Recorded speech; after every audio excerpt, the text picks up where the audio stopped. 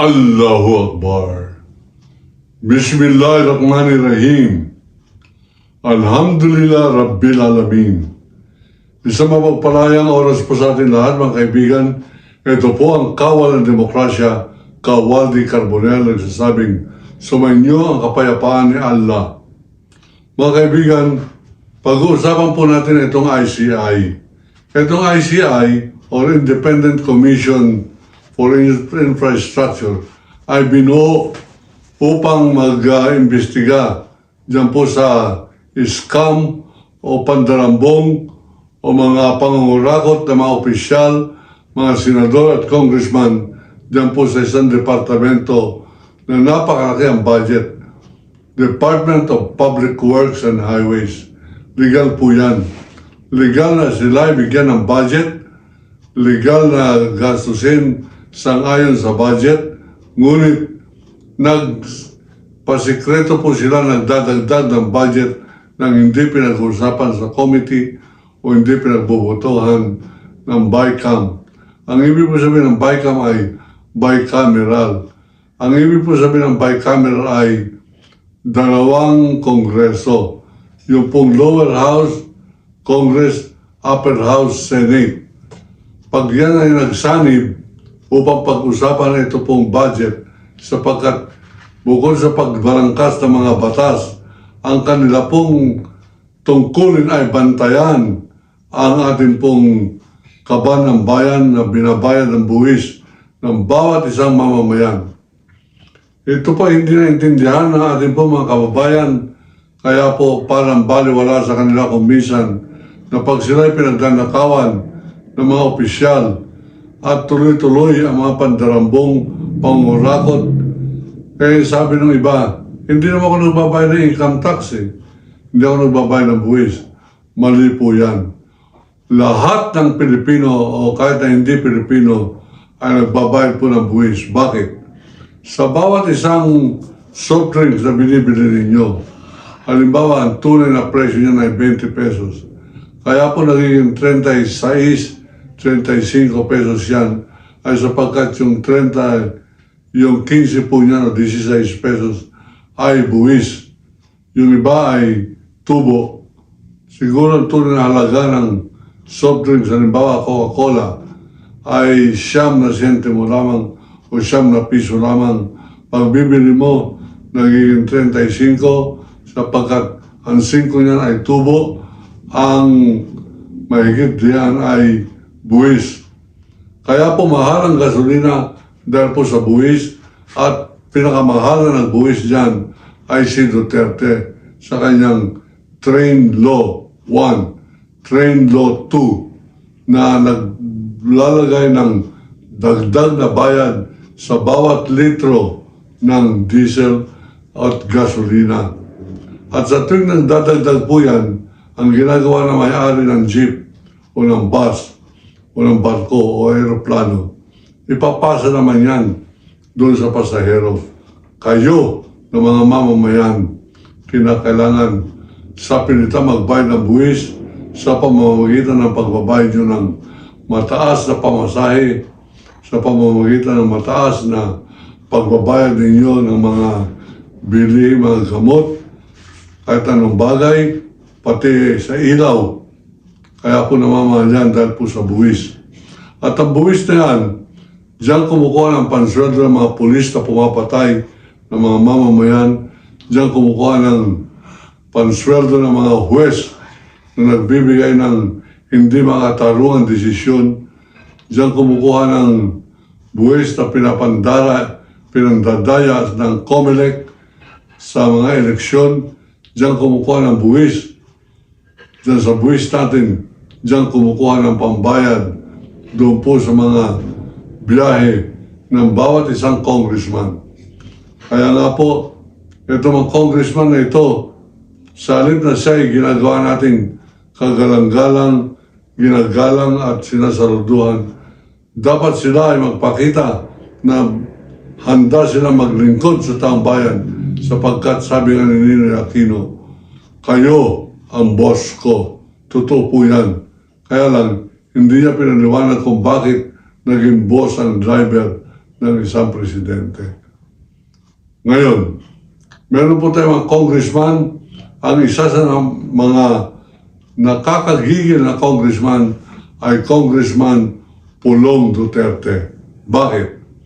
Abay, ayaw mag-imbestiga dyan po sa ICI, yan pong binuo na Independent Commission for Infrastructure na mag-imbestiga ng mga anomalya o pandarambo o pangurakot sa kaban ng bayan. Ang sabi niya, December 3, sabi niya, I welcome the ICI. Wala tayong tinatago, wala tayong dapat takbuhan, haharapin natin ang investigasyon. I welcome them. December 3 po yan. Kinabukasan, nung padating na ang ICI, alas 11 ng umaga, abay alas 9, nagsabi na si Pulong Duterte, Congressman ng Davao, 1st District yata. Ang sabi niya, I will not submit myself, I'm sorry, to the ICI for investigation. They have no jurisdiction, they have no power over me.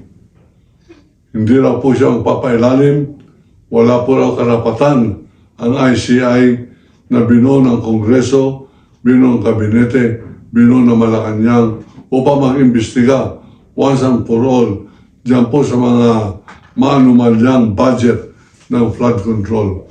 Sa Davao, flood control, 51 billion sa isang lugar.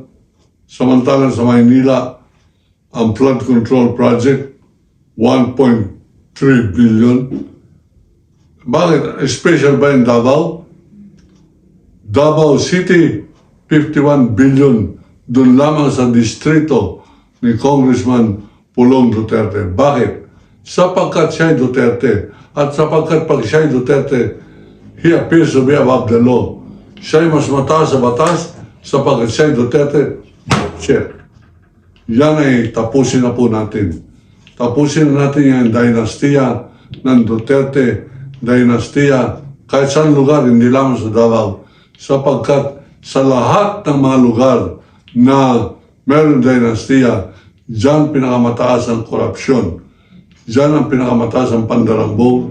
Diyan harap-harapan pinagnanakawan ang taong bayan. At ang taong bayan nakatunganga.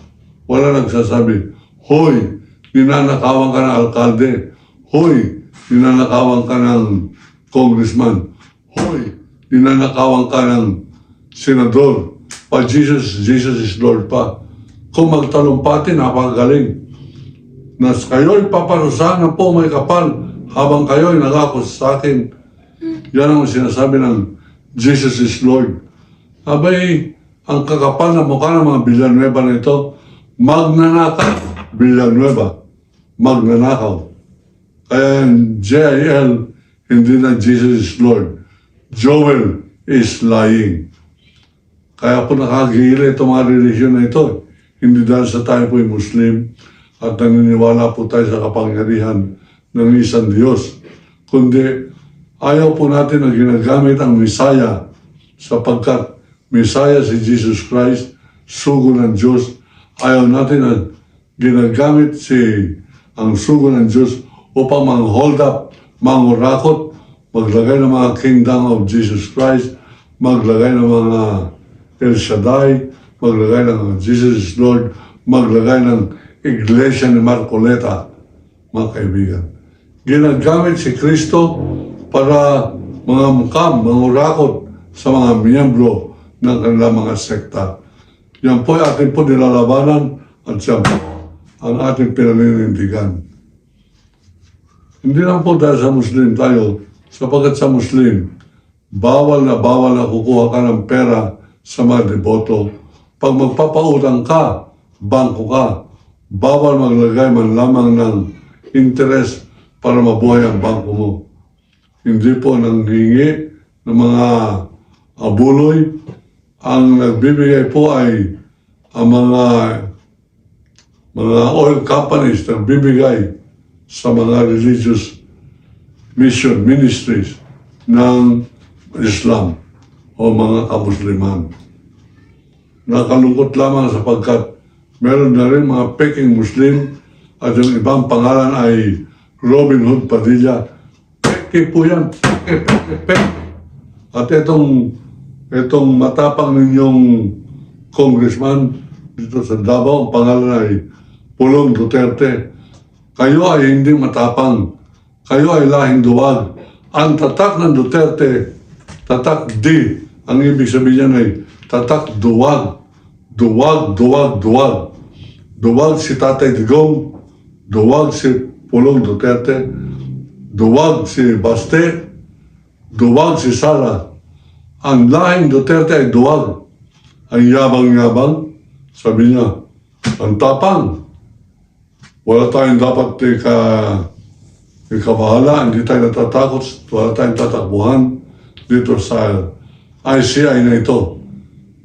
Kaya magdamag lamang, iba na ang tono. Wala pang 24 hours. It appears that the ICI has no jurisdiction over me. It has no mandate, and therefore, it does not cover my person. Above the law? Above the law ka, Pulong? Above the law? Ikaw, ang panakot mo ay sasaksakin mo yung iyong bodyguard, kitang-kita, tatak, duwag ka. Kumatapang ka, dali mo yung balisong mo. Tatagpasin ko ang iyong, hindi ko masabi kasi baka maiksi. Tatagpasin ko yung iyong pagkalalaki sapagkat mukhang wala na natitira sa pagkalalaki mo sapagkat ikaw ay duwag, ikaw ay lahi, tatak D. Ang ibig sabihin ng tatak D, hindi lamang duwag, Duterte, Kadiri, abay kayo na pala yun. Pero duwag ay napatunayan ko yan sa iyong tatay, naghamon sa Davao, hindi sumipot. Napatunayan ko yan sa mayor ninyo, kapatid mo, si Baste.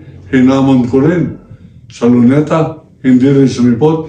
Ngayon, ikaw, sinasaksak mo na puluhan ng kutsilyo mo, ang sarili mong tauhan, sapagkat ang binigay sa iyong babae ay hindi mo type. Anong klaseng lalaki ka? Congressman ka pa naman? Anong klaseng congressman? Meron to Davao. Anong klaseng tao mga Davaoenyo? Bakit ninyo tinatangkilik hanggang doon ang isang Duterte? Dapat tagpasin na po natin yan. Nobody is above the law, not even Duterte. At ito naman Supreme Court natin, abay naglabas po ng order na dapat daw ang gobyerno natin ay gumawa ng mga hakbang para ibalik si Duterte rito. Bobo! Hindi naman talaga bobo itong Supreme Court. Mga tauhan to ng Duterte, sponsor ng pangalan po ay Xi Jinping. Mga tauhan ng China ang kumukontrol na po ng Pilipinas. Kaya tayo po ay magsama-sama. Konti man tayo pag tayo tama at nasa atin ang katotohanan, tayo ang mangingibabaw. Bayan, tayo mangingibabaw. Kalaban ng kasamaan, kawal ng demokrasya. Kalaban ng mga Duterte na who thinks they are above the law, kawal ng demokrasya. Ang tatagpas ng inyong mga 10 outs, kawal ng demokrasya. Yan ang paninindigan ng kawal ng demokrasya. Ako po ay si Kawaldi Carbonell, nagsasabing inibig ko ang Pilipinas. China, layas!